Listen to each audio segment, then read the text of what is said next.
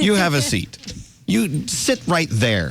How are you going to wear those headphones? I was curious. How you have this amazing... I've got it all worked out. I'm like round the back. Love. You're wearing a hat. Wide brimmed hat. Are you afraid to take off your hat? You're afraid of what's underneath? See what's underneath it. All right. Well, it's so early in the morning. You know, roll out of bed and it's like bedhead. It's like looks like Wurzel Gummidge or Edward Scissorhands. Well, get close to the microphone. Okay, cool. Bedhead is cool. We like bedhead. It's all good. That was awesome. Thank you so much. How do you reach those notes? Do you like tighten your butt up? I mean, it's crazy. You know what? At this time of morning, I ain't got a clue. I just sort of like squeeze tight and hope for the best and just like, ah! There it is. Well, that was pretty awesome. You know, I think it's great. You sing that song, and I know you wrote it. I mean, it's from your heart. It's from your life. Yeah. And then as soon as this very, very touching song is over, you're like, okay, what's next? I mean, mood change. I know, right? Some people that say, like, when you sing these sad songs or ballads, they're like, you know, and then you're like, this person is like, all right, mate, how you doing? Yeah, you know, whatever. I think it's because, like, you know, they're just moments, you know, and I think they reflect moments that I go through, which I find what I write from. Well, I think it's pretty safe to assume these are moments we all go through. When I find what's kind of fantastic about that song and the lyrics is, as bad and dark as it is and it seems, you do know that it's permanent. No, it's not permanent. It's temporary. There's a great life waiting for me. I just got to kind of chip away and find it again, right? 100%. I always think, me personally, I'm always like, you know, we grew up on Disney and Once Upon a Time and Happily Ever After, you know, and I think that's great. But I think real life isn't that. You know, real life isn't that. And then I've always found it hard to sort of like, I've always thought so much and been like, well, that doesn't make sense. And why is it not easy? Why is it not happy ever after? Why isn't life just simple, like we were taught as children, I guess? And that's where I get them questions, and that's where I write from. It's like, life's tough, and life's tough for a lot of people. And I know everyone goes through things on different levels, but, you know, just because someone's got it worse than you doesn't mean that, you know, you can't have a bad day, because it's like saying, well, if someone's happier, then you can't be happy. It's the same thing. You know? You're right. And I think that we're all allowed to feel these things on our own level, you know, and I think it's about saying it's okay to feel like rubbish or to have these down days or to struggle in life, and it's okay to ask for help. And that's kind of my way of why I wrote these songs. It's kind of like to let people know they're not alone in what they're feeling, because I'm just as crazy and, you know, whatever as them. Yes, you are. And we'll get into that in a second. By the way, if you're just turning us on, this is Leon Else. His new single is called The City Don't Care, which is a fantastic part of his life as well, about moving to Los Angeles to find your dreams, make them happen as a musician for you. Yeah. And I want to get into that too. Okay, awesome. All right, so you were born and raised in Kent? Yeah, Margate, Mighty Margate on the southeast coast, seaside town. What kind of neighborhood you grow up in? What was it like growing up there? I grew up on a council estate. We call that in England, and out here I think you call it like government housing kind of thing. Okay. Right. So it was hard. It was hard growing up. Were you beaten up as a kid? Yeah. Yeah. Lots. Why? Were you different? I was very different. How? Because I was quite artsy, as they would call it back then. I'd always be singing, or I'd always want to. I was a bit more. I guess maybe flamboyant isn't the right word. How would you dress differently than everyone else in your neighborhood? Oh no, I would dress the same in that sense, because it was like my mum bought my clothes, so I had no choice. Right. You know, so I think everyone can understand that. You know, we look back at these pictures like, God, how did they put me in this? But growing up, like, it was tough, like, because I was always, like I said, always into singing and stuff. And, you know, for example, like my stepfather was very anti everything that I'd done. Right. So growing up in a small town, which I guess back then it's like, it is sometimes a small-minded community sometimes, you know, right. And you feel like you're the odd one out and you need to get out there. But I was teased at school, I was teased when I got home, I was teased when I woke up, I was teased when I went to bed. Did you always know, though, there was a whole world out there that you were dying to go be a part of? Yeah, I did. My nan took me to see Starlight Express, the musical. Yeah. Have you guys seen that? Yeah, absolutely. Oh, it's amazing. It's one of my favourites. It's my first one I ever saw. And I remember sitting in the audience thinking, oh my God, like I need to get the hell out of Margate, because my nan took me to London to see it, and I remember thinking like everyone else on the bus or stuff or on the train would be like messing around, and I'd just be glaring out the window. I felt like I was in a cage, you know, and I just knew that I had to get to a certain point just to get out, because if I didn't get out, I wasn't sure what was going to happen, you know. So how did you get out, and where did you go? Well, I started my first job at 12. I was peeling potatoes for the chip shop. So I would go and do that, and I'd work like 12 hours a day sometimes. It wasn't legal, but I'd be like, just give me the hours. So I saved up my money, and I'd go and put myself into the after-school dance classes. So you're a dancer? I was a professional dancer, yeah. But I was like Billy Elliot. Like, I started at when I was like 15. I started really late. So I went to ballet, and like, you know, if you've seen Billy Elliot the film? Oh, absolutely. Okay. Yep. So you know that scene where he's like this really tall boy, and his little girl's like, and he's there trying to learn? Yeah. That was like me. Like, I'd have to go and learn ballet with these tiny little girls, and like they're all better than me. And I'd jump around like clubbing around like ooh, like throwing myself like a you know. But fairy another elephant. situation in your life where you were sort of odd man out. Odd man out. I've always been odd one out. That's one of my favourite films, like Edward Scissorhands, because I'm like, that's like the odd man out. It helped me, you know. But now, you know, and I'm going to go back again, Yeah. but now in this day, you probably strive to be odd man out because it seems to have always worked for Oh, you. 100%. It's times That's like why that, you're wearing yeah. a crazy furry fake fur jacket wait. today. You love it. I know, it's fantastic. It's like a black. wanna borrow It's like it, a I bath swear. mat. You're wearing a. But GQ It's from magazine, Bed Bath and Beyond. GQ magazine said you were best dressed man. So, Yeah, Milan. You know, So Elvis. so there you Yeah. I'm go. not gonna borrow my bath mat. I wiped my bathed feet on your bath mat. But you know what? This is a great example. Look, every time we bring a new friend into the fold, we love to learn from them and find out how we can apply it to our lives. I mean, if anyone's listening right now thinking, oh, God, I'm always the outsider, I'm always the Yeah. weirdo. Great. Yeah. Be that weirdo. Be the They outsider. say normal is boring, you know? Really. I just think that word normal, what the hell is normal? Yeah, nothing. I don't think normal really exists truly. Because if I'm, we say, oh, you have a normal upbringing, well, where's the book of normal? Right. Where's the book when the No, baby no, no. pops out? You get a book that pops out too? There's nothing normal. It's A very you do. It's very painful. pop-up normal book. Let's go talk to Sarah. Say hi, Sarah. Say hi to Leon Else. Hi, how are you? Hello, good morning. How are you, Sarah? I'm good. I'm stuck in traffic. Yeah, but that's good. I'm glad you're stuck today because you can hear this. So what did you Stuck think? with us. What did you think of Beautiful World as Leon performed it for you? I just thought it was so beautiful.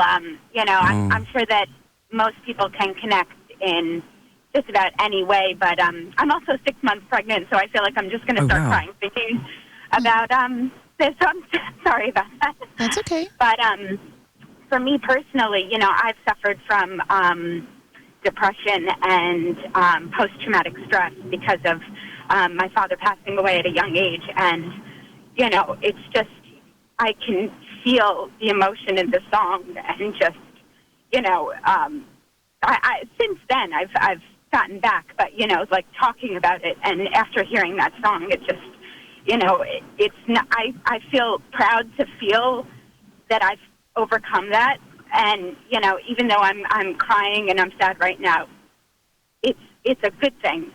Does that make sense? Yes, feeling is good, even though what you're feeling is not always pleasant. You need to be able to feel. You can't experience the highs until you experience You have the to feel lows, down right? to feel high, absolutely. So what you're going through is kind of fantastic. I hate to say that, but but you know what? And by the way, I've always heard people say that they're suffering from depression. It really is more of a living with depression because you still have to live with it. And so you are you on medication? Are you? Well, we'll start with Sarah. Sarah, how are you? Are you on medication? Are you seeing someone? Are you finding ways to get through this and be cool? No, I actually I took steps before the birth of my first son, and I was able to get off medication. And I since then have stopped seeing my therapist, but I feel great. Well, go back. Therapists are great. They really are. And thank you for listening to us. So, you know, people, thank you for calling, Sarah. Thank you, Sarah. When I asked a second ago, are you on medication? I could feel people wincing. It's like, oh, that's a very personal secret thing you're asking. Oh, I tell everyone. Medication is fabulous. I don't care. Like, I take medication, but I'm actually, because I'm ADHD, I take my medication for that, which is kind of, it helps balance you out, which helps levels me out. I don't necessarily take a depression based. It's a leveling out thing. But it's a leveling out thing, and it really helps me. It changes your life. But I'll tell you what's really good for people. What? And it's easier said than done, is that what I try and do is not always take medication every day. So I just try and exercise as much as I can. Because I'm telling you what, when you are feeling down and you're feeling rubbish about yourself, get your butt to the gym. And as much as you don't want to go sometimes, drag yourself there. Yeah. Because I tell you what, give yourself 30 minutes on doing something, even if you just get out and go for a walk, it releases natural endorphins. Something as simple as that. It promotes feeling better. It's scientifically proven. So you don't have to always, take medication for it. Sometimes it's more severe and sometimes I feel I do. But sometimes I try and eat well and I try and get out and be active. Medication's great. I mean, if you got to make your wiener hard, if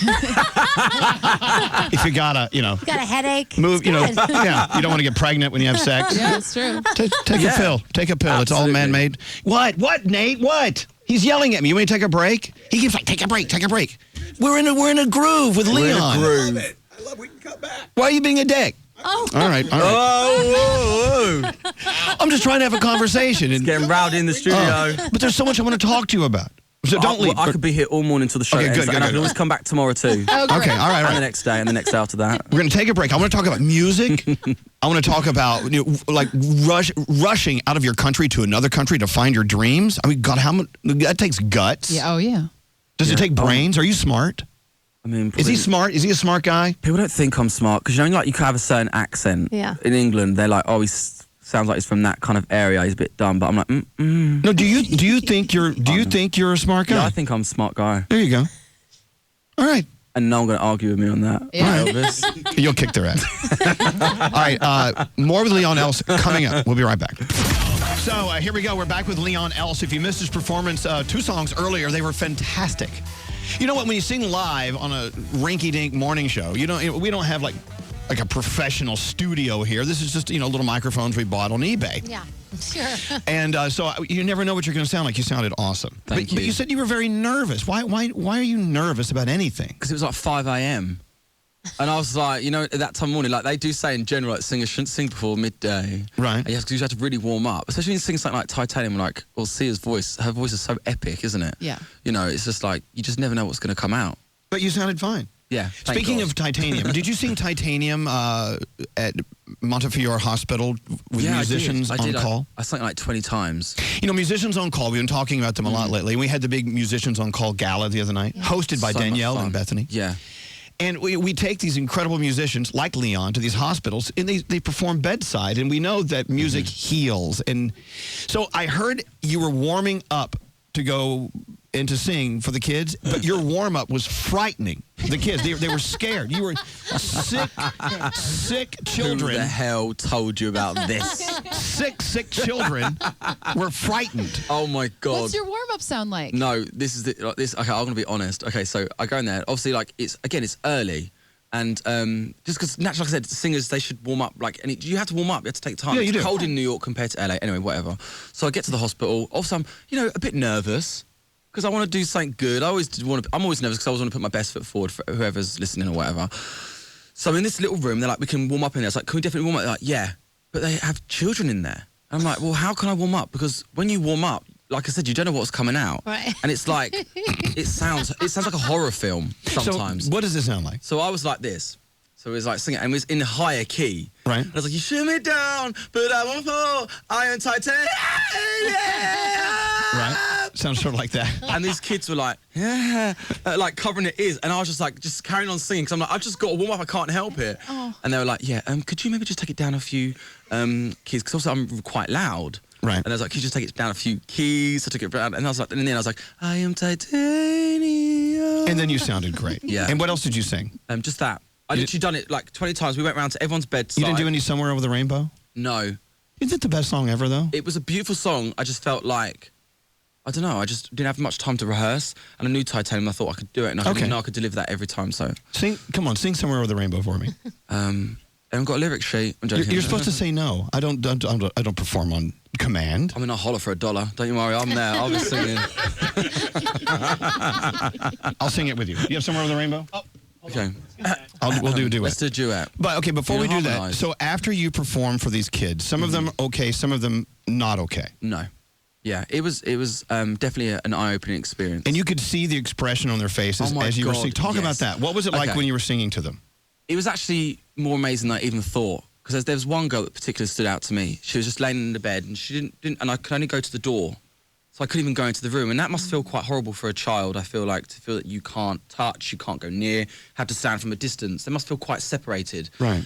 And then I started singing, and then as I started getting more into the song, like, you could just see her face lighten up. And literally, as I stopped, it's like she'd come to life. She was like, oh my God, I want to hug you. Oh my God, that was amazing. Thank you so... Like, that for me was so gratifying. And to think that you can just make one, if it's just 5 minutes of someone's day better to break up their day when they're stuck in a place like that, it's everything to them. So you sang for how many people bedside? About 20 times. So you have 20 different stories you could tell about these people whose day Do we you have totally time? turned around. Yeah. So as you were leaving the hospital, where'd you go? What did you do? We went for lunch.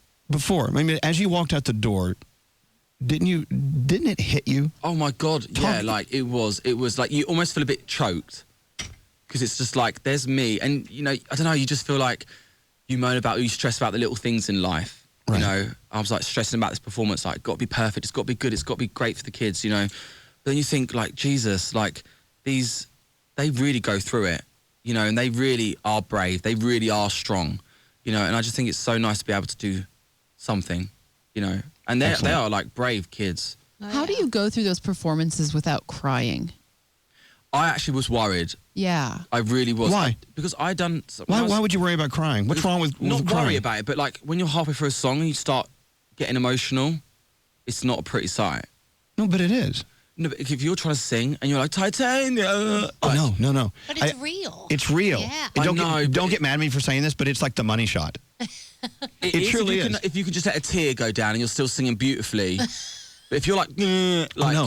If you stop and you can't, and the words won't come out, and you back off the microphone, they start clapping. They're like, oh yes, he's a caring, feeling, wonderful guy. For an audience, but like if you're a child in a hospital when someone's there trying to cheer you up, you don't want to see them look at you and they're start smiling. to cry. No, I'm talking about there. I'm talking about when he's singing at the Grammys. When you're singing at the Grammys, I want you to break down. Oh my God! Like we have a story. Like I sung for someone at a show recently, a booker of a show, and she asked me about some of the songs, and it was a very intimate setting. I hadn't sung yet. I was getting up to sing for her to acoustic song, and she goes, "So tell me about your songs," and I just like, you get a big lump in your throat, and it just got bigger. Because these songs are very personal to you. I'm telling you now, it was like Niagara Falls. It was just like come flying out, and I just couldn't hold myself together. But see, I had to leave the room. But Leon, look, I've been doing this many, many years. I've interviewed so many artists. This is what I've been talking about.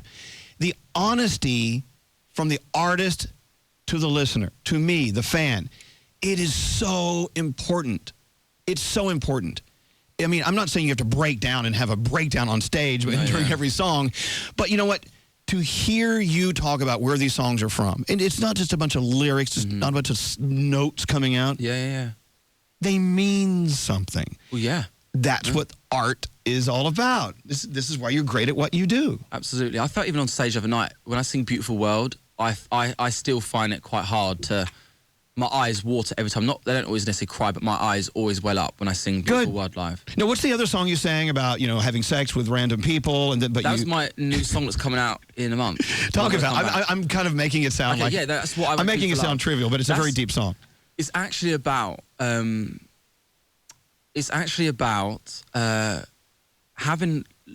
still having kind of love and fun in a certain kind of way, but you know that you want a different kind of love, and you're too embarrassed, too scared, too worried, too terrified, too ashamed to admit that you want that kind of love, or to allow yourself to deserve that kind of love. What's the name of the song? What I Won't Do for Love. There you go. I thought that was great, too. Look, Leon Else is here. If you're wondering what it's all about, you got to listen to the replay channel. There's so much going on. Are we really singing Over the Rainbow? Oh, my God, here we go. No, but these people in the room aren't going to be able... No, I can't. Don't back out now, Elvis. Follow through. Is this just the instrumental? Yes. Oh, my God. You have to start. Darling, I was getting ready to do Eva Cassidy. You ready? You're on. Somewhere over the rainbow, way up high, and the dreams that you dreamed of was Tempo. in a lullaby. Over to you, Elvis.